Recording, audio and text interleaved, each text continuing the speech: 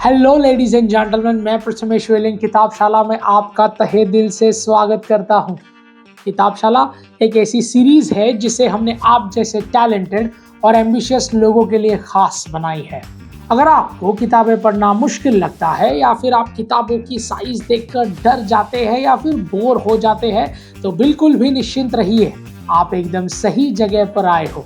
किताबशाला series आपके इन्हीं समस्याओं का परफेक्ट समाधान है। आज के एपिसोड में हम बात करेंगे किताब सेल्फी ऑफ सक्सेस के बारे में और जानेंगे 7 core life lessons under 7 minutes. यानी कि आपको ये एपिसोड सुनने के बाद इस किताब का पूरा सारांश मिल जाएगा। चलिए फिर प्रारंभ करते हैं आज का एपिसोड, लेकिन उसके पहले आप हमारे चैनल को सब्सक्राइब कीजिए और बेल आइकन प्रेस करना ना भूलें ताकि हमारे वीडियोस की अपडेट आप तक लगातार पहुंच सके। एक्साइटेड? चलिए फिर शुरू करते हैं। सेल्फी ऑफ सक्सेस, ये इस किताब को हमने सफलता का आईना दिखाती है। इसके लेखक है बुर्रा वेंकटेशम, जिन्होंने इसे बड़ी बखूबी से लिखा है, जो इसे हमारे आसान एंगेजेबल बनाती है। वो अपने ज्ञान और अनुभव के जरिए हमें आकर्षित करते हैं, जिसके कारण ये किताब हमारे लिए एक प्रेरणा साबित हो जाती है। इस बुक में ऐसे कई कहानियां और एग्जाम्पल्स का जिक्र है जिनके बारे में हम अभी बात करेंगे, जो सफलता के रास्ते में उजाला भर देते हैं। आपको इस किताब को पढ़ते वक्त जरा भी बोर नहीं होगा, क्योंकि ये आपको अपने एक दोस्त बनाती है और आपके साथ चलती है। इसीलिए ये सिर्फ एक गाइड नहीं है, बल्कि एक साथी है जो आपको जीवन के हर पड़ाव पर सुकून और शांति महसूस करने की सीख देगी। तो चलिए चलते हैं और जानते हैं कि इस किताब के 7 लेसन्स क्या क्या है। लेसन नंबर 1, अपनी सफलता की परिभाषा स्वयं लिखिए। Define your own success. Author Venkatesham इस बात पर जोर देते हैं कि हर कोई अपनी सफलता का रास्ता खुद तय करे और किसी और के बताए रास्ते पर ना चले। अपने वैल्यूज, अपनी इच्छाओं का बलबूते पर ही डिसाइड कीजिए कि आप अपने जीवन कैसा चाहते हैं, ना कि ये समाज के ऊपर छोड़ दे। They will help you to have so-called norms। जैसे एक एग्जाम्पल लेते हैं कि आप सभी ने जेके रॉलिंस नाम तो सुना ही होगा, हम सभी के फेवरेट हैरी पॉटर के ऑथर। लेकिन क्या वो शुरू से ही इतनी अच्छी ऑथर थी? बिल्कुल भी नहीं। वो एक स्ट्रगलिंग सिंगल मदर थी जो राइटिंग के एरिया में खुद का नाम स्थापित करने के लिए हर रोज, जी हाँ हर रोज कड़ी मेहनत करती थी। कई रिजेक्शंस भी मिले, लेकिन उन्होंने कभी हार नहीं मानी और फिर हैरी पॉटर का जन्म हुआ। इससे लेखक हमें सिर्फ इतना ही बताना चाहते हैं कि हर किसी को अपने लक्ष्य रखने चाहिए जो ऐसे पैशन और वैल्यूज, डिजायर के अनुरूप हो। ऐसा करने से आप अपने अंदर के संतुष्टि जगा पाते हैं, और क्योंकि आप वो करते हैं जो आपको पसंद है, ना कि जो दुनिया को पसंद है। तो अपने आप को पूछिए कि आपकी सफलता की डेफिनेशन आखिर है क्या। Lesson number 2, unexpected consequences. जीवन कोई खुली किताब नहीं है जिसका हर पन्ना आप पलट कर देख सकते हैं, बल्कि जीवन तो वो सस्पेंस थ्रिलर है जिससे आने वाले कभी भी पल का किसी को भी अंदाजा नहीं होता। और सफलता भी ऐसी ही है, आती है तो अपने साथ कई चुनौतियां लेकर आती है। जैसे इलॉन मस्क को ही ले लीजिए, उनकी कंपनी टेस्ला और स्पेसएक्स की इतनी सफलता के बाद उन्होंने काफी नाम और शोहरत मिली, लेकिन साथ में और भी परेशानियां आई। पब्लिक के ताने और लोगों की उनसे बढ़ी हुई उम्मीदें। उन्हें एक एंटरप्रेन्योर के तौर पर तो काफी तारीफें और रिस्पेक्ट मिलती है दुनिया में, लेकिन क्या आपको पता है कि उसके साथ उनको डेडलाइन का प्रेशर कितना होता है जो उन पर इन्वेस्टर्स बिल्ड करते हैं? So there is criticism, there is constructive criticism and compliments as well. तो ओवरऑल इस एग्जाम्पल से लेखक हमें ये बताना चाहते हैं कि सक्सेस के साथ काफी जिम्मेदारियां और अनचाही परेशानियां भी आ सकती हैं, जिन्हें हैंडल करने के लिए दृढ़ता, सही निर्णय लेने की क्षमता और अच्छी सोच होनी चाहिए। Lesson 3, differentiation from happiness. तो एक काफी इंटरेस्टिंग चीज हमें इस किताब के जरिए जानने को मिलती है, और वो है कि सफलता का मतलब खुशी नहीं होता। मतलब आप ये है कि पैसा, शौहरत, घर, गाड़ी वगैरह एक्सटर्नली हमें सफल तो बनाते हैं, लेकिन जरूरी नहीं है कि हम अंदर से खुशी महसूस करें। जैसे स्टीव जॉब्स का ही एग्जाम्पल ले ले तो आपने देखा होगा कि उनकी एप्पल के साथ जो जर्नी रही है, उसे टेक्नोलॉजी में कितना बड़ा रिवॉल्यूशन आया है, और एप्पल आज शायद सबसे बड़ा ब्रांड भी बन चुका है पूरी दुनिया में। लेकिन स्टीव जॉब्स की पर्सनल लाइफ हमेशा काफ़ी उतार चढ़ाव से भरी रही है, जिसमें उनकी इतनी अच्छी जॉब के बावजूद वो काफ़ी परेशान थे, इमोशनली एग्जॉस्टेड थे, उनकी लाइफ में काफ़ी असंतुष्टि थी और कई बार आइसोलेशन भी था। तो इस एग्जाम्पल से हमें ये समझ सकते हैं कि हर बार सिर्फ प्रोफेशनली सक्सेसफुल होने से इस बात की कोई भी गारंटी नहीं होती कि आप इंटरनली भी खुश होंगे।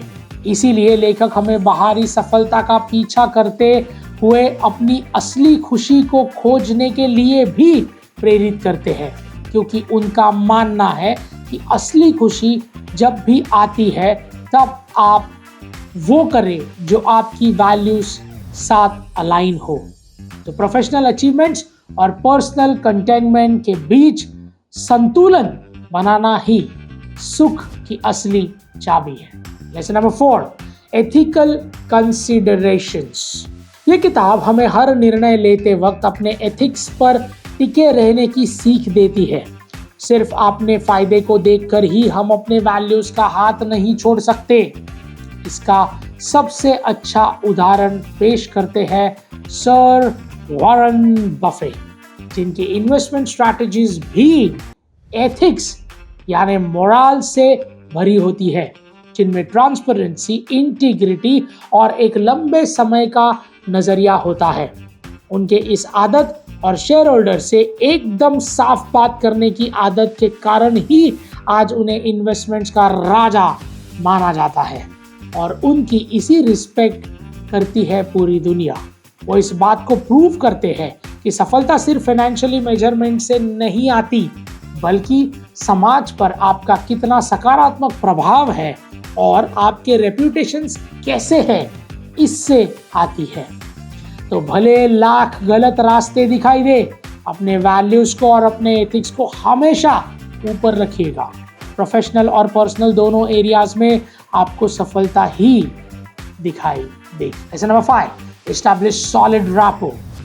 हमारी पर्सनल और प्रोफेशनल एरियाज की खुशी की एक और चाबी है, जो है दूसरों के साथ मजबूत और मिठास भरे रिश्ते बनाना।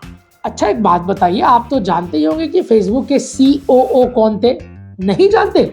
चलिए इसी बात पे बता देता हूँ, शेरिल सैंडबर्ग, जिन्होंने अपनी एक किताब लीन इन में नेटवर्किंग का जिक्र किया है। उनके करियर में उन्हें काफ़ी सपोर्टिव लोग मिले, जिससे उनके mentors Larry summer and mark Zuckerberg, जिन्होंने उन्हें आगे बढ़ने के लिए काफ़ी अवसर दिए और सही गाइडेंस भी दिया। ये एग्जाम्पल हमें क्या बताता है? तो ये एग्जाम्पल हमें बताता है कि कैसे मजबूत रिश्ते हमारे कई नई अपॉर्चुनिटीज को ले आते हैं और दरवाजा खोल देते हैं। चुनौतियों के समय हमारा सहारा बन सकते हैं और हमारी ग्रोथ में हमारे साथ हो सकते हैं। तो सच्चे और अच्छे लोगों के साथ सकारात्मक रिश्तों के पौधों को खूब नरिशमेंट दीजिए, जिससे आपका पौधा आपके लिए मीठे फल दे पाए फ्यूचर।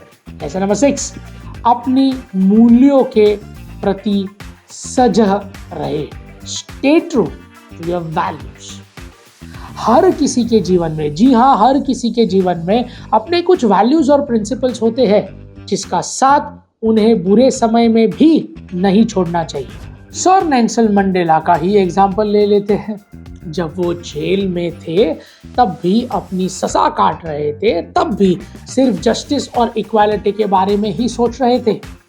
उन्होंने बुरे समय में भी अपने रूट्स को नहीं छोड़ा। उन्होंने उस समय भी सिर्फ साउथ अफ्रीका की इंडिपेंडेंस के बारे में ख्याल आ रहे थे।